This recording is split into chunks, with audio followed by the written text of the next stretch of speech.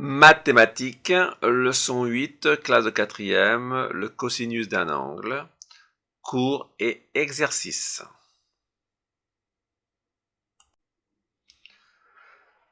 Cosinus, première partie, classe de quatrième. Alors cela concerne les triangles rectangles, c'est pour ça qu'on va faire une petite révision. On dit qu'un triangle est rectangle quand l'un de ces trois angles est droit. Voilà comment cela se présente. Exemple, ABC est un triangle rectangle en A. ABC, triangle rectangle en A. BAC est l'angle droit. BAC est l'angle droit. Le segment crochet AB est le côté adjacent à l'angle ABC. Le côté adjacent à l'angle ABC. Donc là, c'est l'angle B. Le côté adjacent, c'est à côté. Voilà. Donc, adjacent, ça veut dire à côté, qui fait le coin. Et il est le côté opposé à l'angle ACB, à l'angle C. Donc, AB, c'est le côté adjacent à l'angle B. Et il est le côté opposé à l'angle C. ACB. ACB, c'est l'angle C. Donc, celui-ci, c'est le côté AB, adjacent à l'angle B et opposé à l'angle C. ABC et ACB, c'est-à-dire l'angle B et l'angle C, sont complémentaires. Ce sont deux angles aigus, donc ils sont complémentaires, donc ça veut dire que les deux font 90 degrés. 90 degrés, les deux. Plus 90 degrés dans l'angle droit, ça fait bien 180 degrés. Alors, cosinus d'un angle aigu, définition. Bon, là, c'est un peu dur, donc on rentre dans le dur, là. Dans un triangle rectangle, le cosinus d'un angle aigu est égal au quotient de la longueur du côté adjacent par la longueur de l'hypoténuse. Alors, au quotient de la longueur du côté adjacent par la longueur de l'hypoténuse. Si ABC est un triangle rectangle en A, alors le cosinus de l'angle B, là c'est le côté adjacent à l'angle B, donc cosinus angle ABC, c'est l'angle B, est égal au côté adjacent sur, puisque c'est le quotient, sur l'hypoténuse. L'hypoténuse, c'est bien le côté qui est en face de l'angle droit.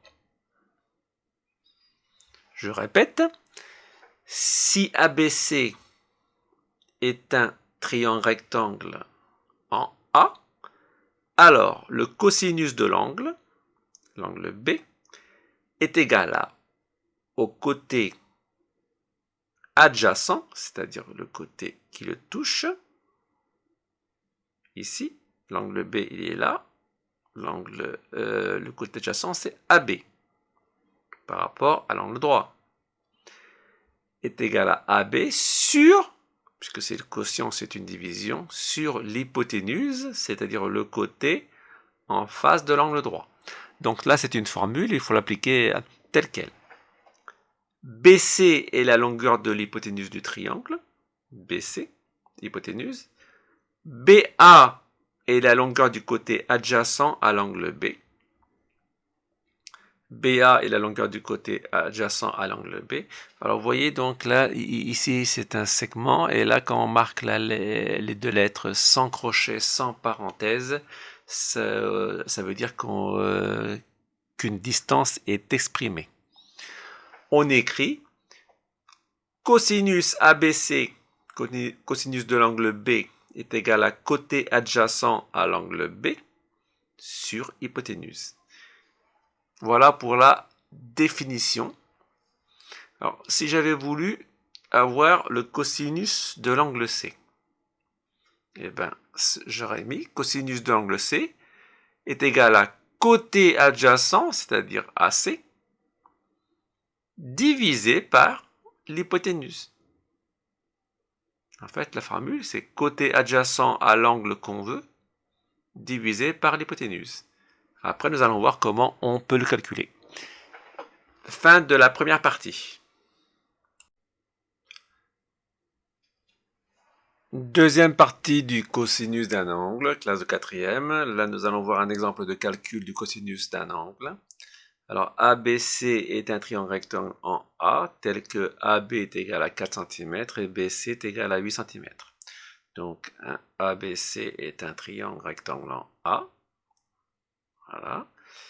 Donc, AB, le segment AB est égal à 4. Le segment BC est égal à 8.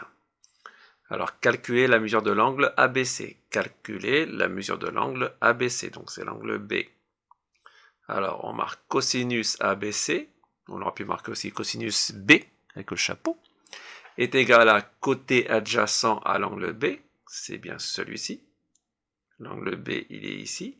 Le côté adjacent, il est là. Divisé par l'hypoténuse. L'hypoténuse, c'est le côté qui se trouve en face de l'angle droit. Donc là, la formule, elle est mise. Il suffit de remplacer par les valeurs qu'on vous a données. Cosinus ABC est égal à AB, c'est bien le segment AB, divisé par BC, c'est l'hypoténuse. On remplace par les valeurs numériques. 4 divisé par 8, ça fait 0,5. Là, on a trouvé le cosinus. À quoi ça sert? Eh bien, grâce à ça, nous allons trouver l'angle de B. Alors, on utilise la touche cosinus moins 1 de la calculatrice. C'est l'inverse. Quand c'est moins 1, ça veut dire l'inverse. Pour trouver l'angle ABC. Alors, le cosinus B... Enfin, non, là c'est l'angle qu'on cherche. Parce que là, il y a cosinus ABC, donc c'est le cosinus B qu'on cherche. Là, c'est ABC tout seul, donc ça veut dire qu'on cherche l'angle B. Est égal à cosinus moins 1 sur votre calculatrice. Vous mettez la valeur du cosinus, 0,5, et ça vous donne la valeur en angle. Donc je répète, là ici nous cherchons le cosinus de l'angle B, donc c'est le côté adjacent sur hypoténuse. On remplace par les valeurs que vous avez, vous trouvez le cosinus. Maintenant ici nous voulons trouver l'angle grâce au cosinus, donc est égal à inverse cosinus sur votre calculatrice. Vous marquez la valeur du cosinus, 0,5, et vous trouvez l'angle. Donc l'angle B est égal à 60 degrés. Oui, 60 degrés. Remarque, le cosinus de n'importe quel angle aigu est toujours compris entre 0 et 1. Toujours compris entre 0 et 1. Voilà pour cette deuxième partie. Donc c'est assez difficile, mais à force de le refaire, je pense qu'il n'y aura pas de problème. C'est fini. Troisième partie du cosinus d'un angle, classe de quatrième. Nous allons voir deux exemples de calcul. Le premier, c'est pour calculer la valeur d'un côté, et le deuxième, c'est pour calculer la valeur d'un angle. Alors, le premier, calculer la valeur du côté dx. Nous voyons un triangle, on voit qu'il est rectangle en I. Nous avons un angle, nous avons le côté adjacent. Le côté dx, c'est l'hypoténuse, mais on n'a pas la valeur. Donc, on marque la formule que l'on connaît. Cosinus de l'angle D, puisque c'est celui que l'on a, est égal à DI, le côté adjacent qui nous intéresse, sur DX, l'hypoténuse. On applique le cosinus. Alors, en remplaçant, ça fait cosinus 43 degrés, sur 1. Bon, là, on le met sur 1 parce que ça va nous servir pour notre produit en croix. Est égal à 3,5 DI, nous l'avons, sur DX. Là, c'est la valeur que l'on cherche. On fait un produit en croix.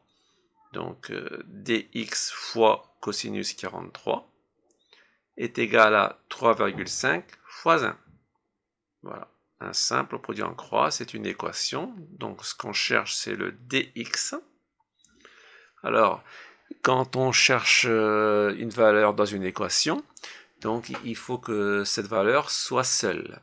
Alors, il faut se débarrasser de cosinus 43. Alors, comment on va faire? Eh bien, on va diviser cosinus 43 par sa valeur elle-même. Donc, c'est pour l'éliminer après. Ça, cosinus 43 divisé par cosinus 43, ça fait 1. Donc, il disparaît. Il ne restera plus que dx. Mais ce qu'on fait d'un côté, on le fait de l'autre côté aussi. Donc, de ce côté-là, ces deux valeurs vont s'annuler. Donc, ça va faire fois 1. Donc, il restera dx. En revanche, ici, il y a 3 fois 5. 3,5 fois 1, ça fait 3,5, divisé par cosinus 43. Là, vous prenez votre machine, vous calculez cosinus 43. Et donc, vous divisez 3,5 par la valeur et vous trouvez 4,8. Voilà comment on fait pour trouver une valeur alors que l'on a un angle et un côté. Habituellement, ce que vous avez appris à faire jusqu'à maintenant, c'est que vous deviez chercher l'angle et vous aviez les deux côtés qui intéressent, c'est-à-dire le côté adjacent et le côté hypoténuse. Et après, vous trouvez le cosinus et vous trouvez l'angle.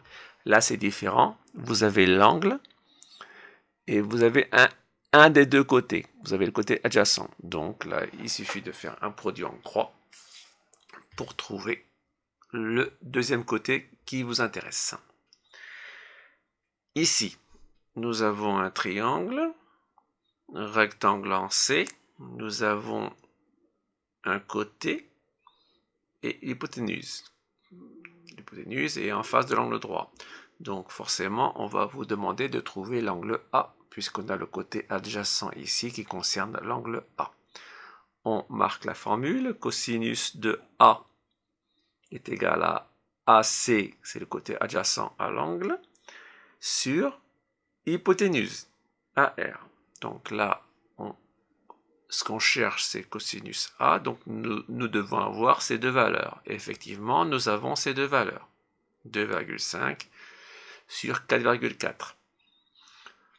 Donc, ce qu'il faut faire, c'est cosinus moins 1 sur votre calculatrice. Vous mettez le résultat de la division 2,5 sur 4,4 et cela vous donne le résultat en degrés. Donc ici, vous avez un résultat du cosinus. Avec ce résultat-ci, on va le transformer en angle grâce à la touche cosinus moins 1, l'inverse du cosinus que vous venez de trouver. Et vous avez l'angle, 55,4 degrés. Voilà, je pense que c'est assez difficile, mais en étant extrêmement rigoureux, je pense que vous y arriverez. C'est fini pour le cours sur le cosinus.